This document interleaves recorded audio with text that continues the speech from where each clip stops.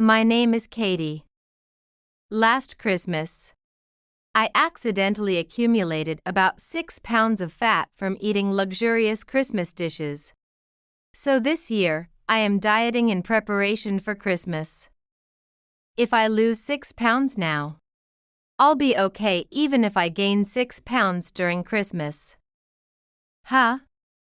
That's not how it works? No way. From Christmas to New Year's, there's just too much delicious food. Soon, I'll even buy some Valentine's chocolate for myself. Oops, I'm drooling. Looks like I'm going to get fat this year too, sigh. So, today is about a winter memory of mine. I'd love for you to hear it. It was when I was 25 years old. I had been dating my boyfriend, Edward, for several years, and our marriage had been decided. I introduced Edward to my parents, a so-called marriage introduction. My parents liked Edward, and the marriage would have gone smoothly. But a problem occurred. As soon as my older sister, Cindy, returned from work, she was smitten with Edward.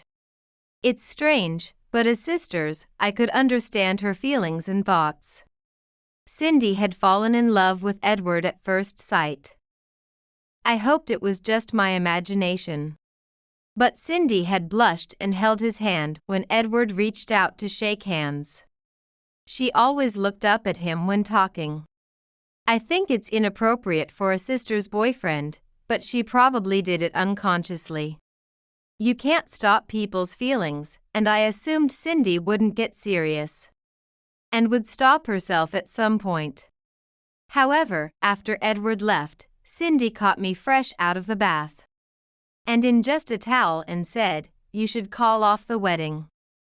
When I asked why, she said things like, "That man is a player and you can find someone better." However, there was no basis for these claims. "Why do you think he's a player?" I asked. Cindy replied, "It's a woman's intuition." Cindy had never had a boyfriend before. How could I believe the intuition of someone with no experience in relationships? Instead, I trust the character of Edward, whom I have observed for years. Naturally, I took my sister's advice lightly and didn't really pay much attention to it. Edward started visiting my parents' house more often since he said he wanted to get along with my family. My parents were happy, and I certainly didn't mind my future husband getting along with my parents. A good relationship was being built. But Cindy was trying to build a different kind of good relationship with Edward. According to Edward, when I wasn't around, Cindy grabbed his arm, pressed her chest against him, and asked, "Don't you think Katie is childish?" She even asked for his contact information and pretended to fall and expose her skirt. Edward found it so contrived that it was funny. If he had taken it seriously, I would have been really worried. But Cindy, thinking that Edward wouldn't reject her strongly because she was my sister, kept pressing him with a sweet voice whenever they met. Originally, it was love at first sight. But the fact that Edward worked for a fairly large company also hit Cindy's heart hard. He's a man with good prospects and my type, she locked on and wouldn't let go. My parents saw Cindy's shameful behavior but said nothing. Or rather, they have never said anything to Cindy, it wasn't new. Honestly, Cindy has always been the type who can't do anything. If you ask her to reheat side dishes, she somehow manages to melt non-heat resistant plastic plates in the microwave. And, as always, she was bad at studying. She was bad at sports, especially swimming lessons, which she always tried to skip by using any means possible, hurting her leg, feeling unwell, or getting a rash. She couldn't do studies, sports, or housework. Honestly, she wasn't even particularly good-looking. But our parents, simply because she was the eldest daughter, doted on Cindy and ordered me to support her behind the scenes. Behind the scenes, because I shouldn't stand out, I was supposed to highlight my sister. It's a harsh story for siblings. Well, for our parents. The helpless poor child was probably a factor that made Cindy endearing. Weirdly, I was capable of anything, the type that could learn anything quickly. Adults might have found it unappealing because I was too teachable. So I even effortlessly managed the mission of highlighting my sister. And there was a time when I pretended to be incapable outside the home. After I outgrew my teenage years, I thought, if I keep this up, I'll fail my exams. And began to rebel against my parents and do as I pleased. If I had continued listening to them, I might have really become incapable. This rebellion made Cindy start to dislike me a bit for no longer supporting her. But we were never on bad terms.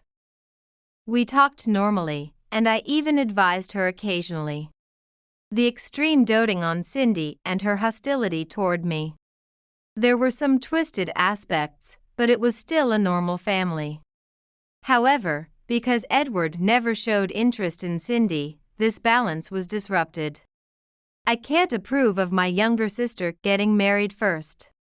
The night before the wedding, Cindy told our parents, "No, it's okay, Cindy will get married soon too." That's right, Cindy. It's not about that. Normally, the elder sister marries before the younger one does. She's too young for marriage. But the wedding is tomorrow. What, Mom, you're not on my side? Am I going to be the pitiful elder sister who gets married off after her younger sister? That's not. I quietly listened to my sister's meltdown in the living room from the hallway. Should I wait for my inexperienced sister to get married? I'd get old in no time. Really, what is she talking about? Well, she'll calm down once she vents, I assumed. All right. Dad and Mom will skip the wedding tomorrow, so please forgive us.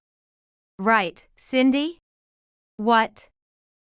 I couldn't believe my ears. Mom also agreed with Dad, begging Cindy for forgiveness.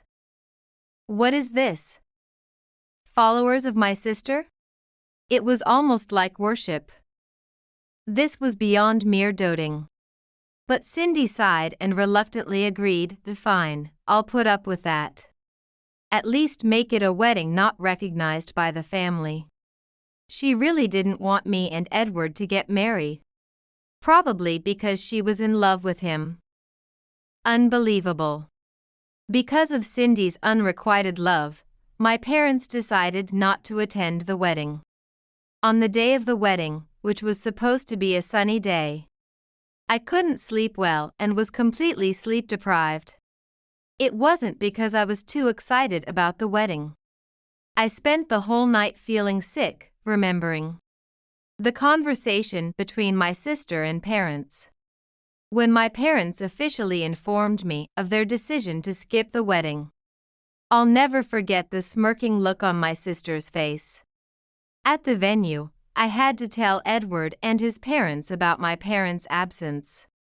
I'm sorry.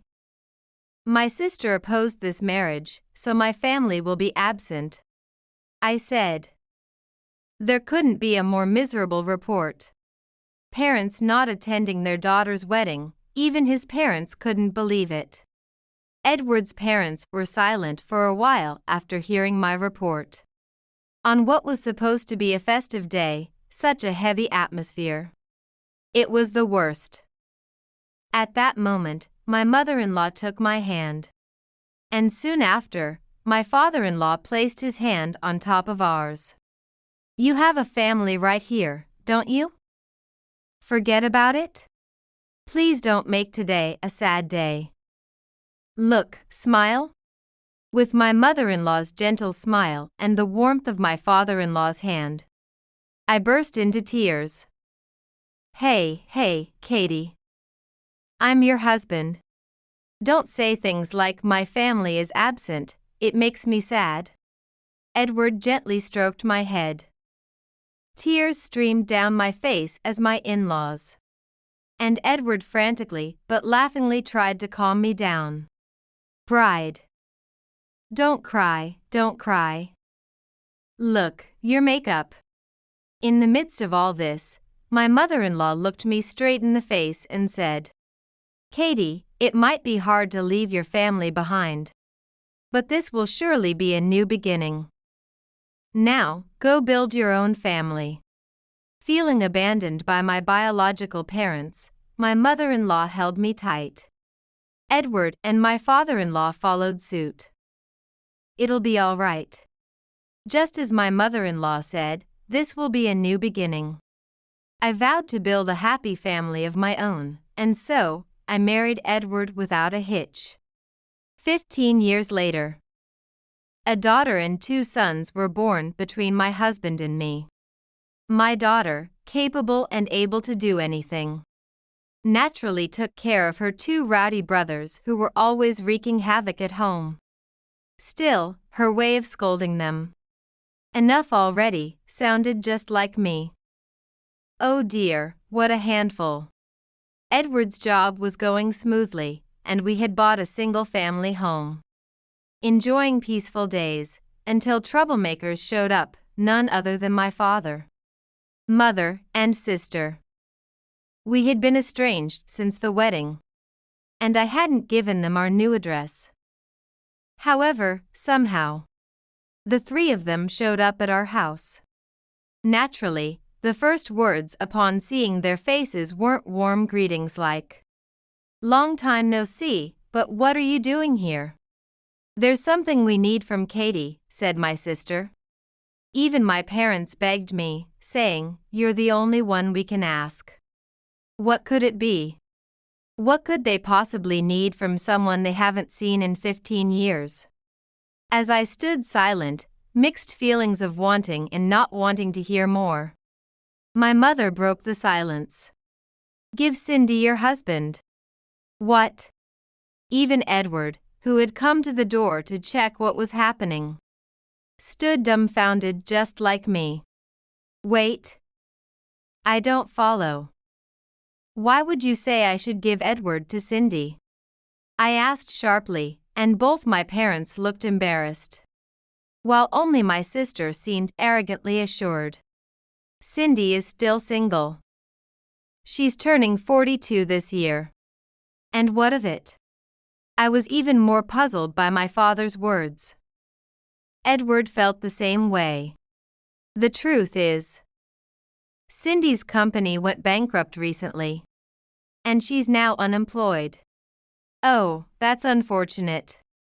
Being single and jobless, you can understand we're worried about Cindy's future. Your sisters, after all, you should feel the same. Looking into my parents' eyes staring intently at me, I thought to myself, no, not really. But kept quiet, more curious about what they would say next, despite finding the conversation tedious. I just wanted them to get to the point without interrupting. It turns out, Cindy has always loved Edward, and she's still alone. You've enjoyed your married life with Edward, right? Please, let Cindy have the rest of her life with him. What the? While I was stunned, Edward looked at me, unable to keep up with the sudden turn of events, as if his soul had left his body. Ignoring us, my parents begged, and my sister still sat there smugly, as if certain that Edward would be hers. Well, our parents always gave her anything she wanted. Maybe that's why she's so mistaken, but this is just awful. As I held my head in shock, Edward pulled me aside. It seemed his soul had returned. Hey, isn't this a chance? Are you thinking what I'm thinking? Yeah, because it's like that joke you made while drunk has come to life. Should we do it? We quickly separated and faced my sister and parents again. So, Cindy, you really love Edward that much? To my question, my sister, surprised, said, Eh? Yes, yes. I've always loved him, really, really loved him. I see. That's some strong feeling. You've loved someone else's husband for 15 years, right? Yes, it's been tough, thinking of you and Edward together. We were getting along so well. Despite her confidently smug expression, Edward and I managed to keep straight faces. We lost then. If you feel that strongly, I'll step aside. The words shocked our parents. Immediately, my mother exclaimed, "Really? But you loved Edward too, didn't you?" "Well, actually, Edward has also. I've always loved Cindy." Following my lead, Edward responded without missing a beat, causing my sister's face to turn bright red. "See? I knew it. You didn't mind when I linked arms with you. The way you looked at me, it was so affectionate. It's been a long wait, we're finally going to be together." I struggled to keep from laughing. "Hey, Edward, you're looking down." Pretending to tear up, but I can see your shoulders shaking. "Hang in there. Let's spend our lives together, Ned." Cindy, who had been calling him by his name until just now, suddenly started calling him by a nickname. Over these 15 years, she must have built up quite an intense imaginary relationship with Edward in her mind. "I'm happy, Cindy. Support me from now on." Edward smiled too. "Yes. Of course. Then I'm quitting my job." "What?" Her blush vanished in an instant, her eyes wide with shock. "I want to be with you every second, without wasting a moment. So I'm quitting my job to always be by your side." "What?" "I won't even go outside. If possible, follow me to the bathroom. I'll always be watching you while you do the housework." As Edward cheerfully spoke, my sister froze, then began to panic. My parents were also flustered. I'm not working either, so that would be troubling." "Why? If we're together, what's there to fear? Even without money, we'd be happy, right?" "No, but there are insurance premiums and stuff in modern America. This isn't some old tale." "You mean you can't love me without money?" "It's not like that." Her eyes clearly avoided mine. I quickly chimed in. "Well, Edward, make sure you pay a generous alimony when we divorce, okay?" Edward smiled. "Don't worry, your sister and your parents will take care of it." This caused my parents to pale and exchange glances. "Cindy, I think it's not right to take a husband from your sister after all." "That's right, Cindy. That's going a bit too far." Their sudden change of heart was as dramatically swift as it was beautiful. "What? You guys said you would definitely get Edward for me." "No, but Cindy, that's a different matter." "Shut up, shut up, shut up. Whose side are you on?" My sister was in a frenzy, yanking at our mother's hair as she tried to calm her, while our father desperately tried to intervene. It was like a scene from hell, and Edward and I just watched for a while. Finally, Edward, trying to change the course of the conversation, said, Excuse me." Everyone suddenly turned to look at him. "Honestly, I'm not at all into your sister. I was being polite because she's Katie's sister, but honestly, I can't stand women who make passes like that. It's just a turn-off." "Yeah, exactly. It's a total turn-off. And the assumption that I like her is just too much. I really can't deal with women who jump to conclusions like that." Edward's frankness left my sister and our parents speechless. "Huh? So what was all that before, Ned? Could you not call my husband by his nickname?" There's no way Edward could love you, Cindy. We have children and we're happy together. I intervened as my sister approached Edward with a pale face. What the heck, Cindy? You tricked us. How can you not realize you were being tricked? Why would a man you haven't heard from in 15 years suddenly be in love with you? Are you delusional? My sister's face turned red with tears, probably from frustration. If you were such a charming woman, it might be one thing. But no one wants a delusional woman who's unemployed and leeching off her parents.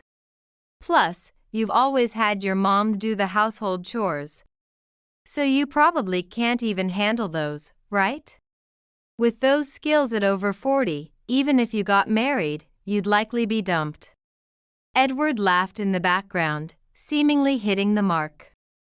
As my sister couldn't stop her tears, sobbing uncontrollably. My parents comforted her but looked troubled as if to say, she's got a point. Well, that's how it is.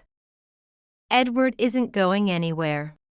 That's right, so please give up, big sister. My sister broke down completely, crying childishly. It's embarrassing for an adult, she really hasn't grown up at all.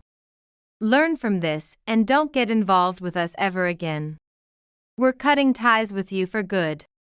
If Cindy struggles because she's unemployed, don't expect any help from us. With that, I closed the front door. When the kids asked what was happening, I said, it's almost Halloween and it seems a bad demon showed up at the wrong time. My eldest son suggested seeing her, which I stopped. But from outside, we could still hear my sister's wails. 5 years later, Cindy is still single as expected. She managed to find a job. But due to her reckless behavior, hitting on young coworkers and married men, she was eventually fired. Desperate for marriage, she continued her antics and is now banned from matchmaking parties. It looks like she'll remain single for life. My parents, even after retirement, work multiple jobs to save money, likely realizing they can't depend on Cindy for their future care. After all the doting they did, they should work hard and realize it's because of their sister. Meanwhile, I live a relaxed life as a housewife, thanks to my capable children and husband's earnings. No need for a job, though sometimes I wonder if working would have balanced out my overeating during Christmas. As my daughter, who is perfectly slim, declares she wants to diet, I try desperately to stop her. Wait until you've grown sideways like your mom. My 2 sons have taken up dancing, recently performed at a local event, and dream of joining a famous dance group. Please keep the group going until my sons grow up, I think to myself. My in-laws frequently visit, and we often share meals. I call them in-laws here. But honestly, I think of them as my real parents. We're planning a luxurious resort vacation during the Easter holidays. I hope they stay healthy and continue to share their lives with us. Though things were rough before marriage, it's been nothing but happiness since. I truly feel I've found my real family.